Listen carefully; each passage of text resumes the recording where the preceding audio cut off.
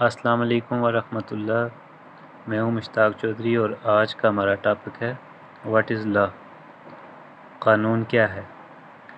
دوستو، ہر گھر کا اپنا ایک قاعدہ ہوتا ہے جس کے تحت وہ گھر پروان چڑھتا ہے۔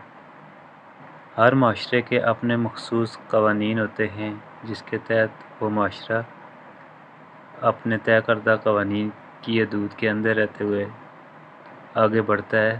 اسی طرح ہر ریاست، ہر ملک اپنے طے کردہ قوانین کی پاسداری کرتا ہے اور ان قوانین کے اندر رہتے ہوئے ہر فرد پر لازم قرار دیتا ہے کہ وہ ان کی پاسداری کرے۔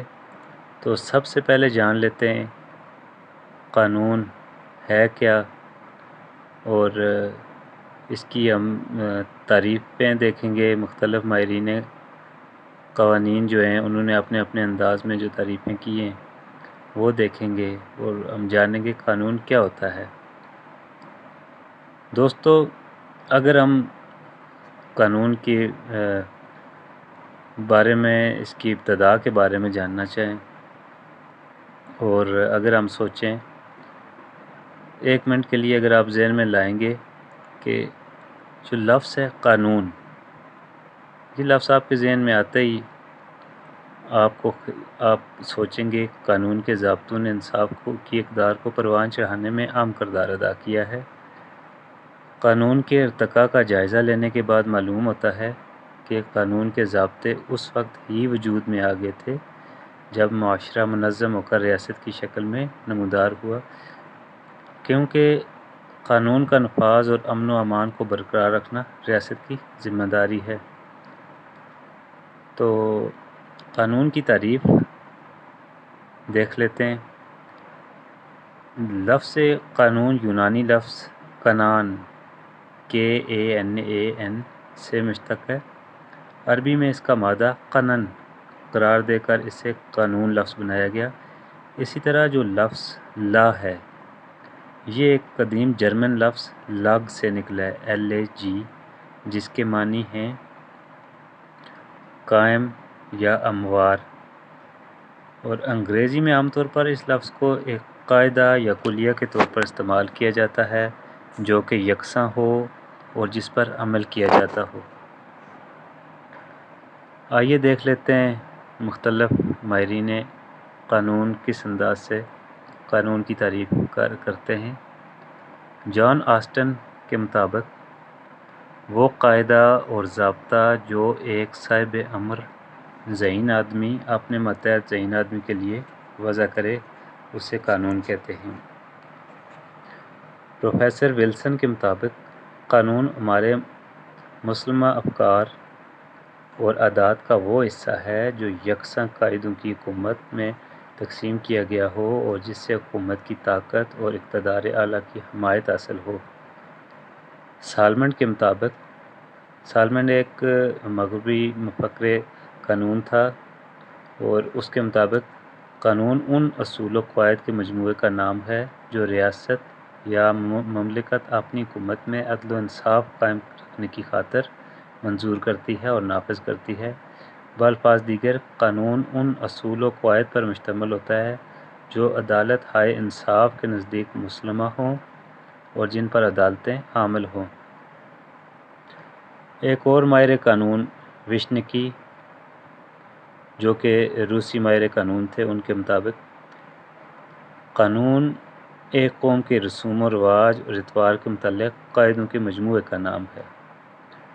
اسی طرح JW پیٹن نے کہا، قانون وہ آئینی نظام ہے جسے کوئی معاشرہ یا اجتماع اصطلاحاً یا رسماً اپنے لیے اختیار کرے، اور یہ اس مجموعہ قواعد پر مشتمل ہوتا ہے جس سے یہ اجتماع اپنی عام بہبودی اور بہتری کے لیے ضروری سمجھتا ہو، اور جس سے یہ اجتماع اپنے ہاں ایک خاص مشینری کے قیام کے ذریعے بغرض حصول اطاعت نافذ کرنے کے لیے آمادہ ہو۔ تو انسائکلوپیڈیا کی تعریف کے مطابق قانون اخلاقی ضوابط کے ان قواعد کا نام ہے جو کسی ریاست کے آزاد خود مختار اہل اقتدار اپنے ملک کے لوگوں کے لیے تجویز کریں۔ تو دوستو، قانون کی تعریف جان لینے کے بعد ہم قانون سازی کا طریقہ جان لیتے ہیں۔ قانون سازی کا طریقہ کیا ہوتا ہے؟ قانون سازی کی تاریخ میں اس طریقہ کار کو خصوصی اہمیت حاصل رہی ہے جس کے تحت قانون یا قاعدہ وجود میں لایا جاتا ہے۔ یوں تو طریقہ کار کا مسئلہ کافی حد تک حالات کے تابع ہوتا ہے، لیکن عام طور پر اسلامی شریعت بعض ایسے بنیادی اصول فراہم کرتی ہے جن کی پابندی مجلس تشریع یعنی قومی اسمبلی کے ذریعے ہوتی ہے۔ مجلس تشریع یا قومی اسمبلی کے اجلاس میں کوئی تجویز یا جدید اصطلاح میں مسودہ قانون یا بل مجلس کے ارکان یا صدر مجلس یعنی اسپیکر کی طرف سے یکساں طور پر پیش کیا جا سکتا ہے۔ یہ مسودہ قانون اسمبلی کا کوئی بھی رکن بل کی صورت میں پیش کر سکتا ہے۔ اور دوسرے پوائنٹ پہ، قومی اسمبلی کے اجلاس میں ایسی کوئی تجویز، مسودہ قانون یا بل پیش نہیں کیا جا سکتا جو اسلامی قوانین یا اس کے کسی جزو کے خلاف یا متصادم ہو۔ مجلس میں پیش کیے جانے والے مسودہ قانون یا بل پر ہر رکن کو غیر جانبداری سے غور کرنے کا حق اور رائے کی آزادی حاصل ہوتی ہے۔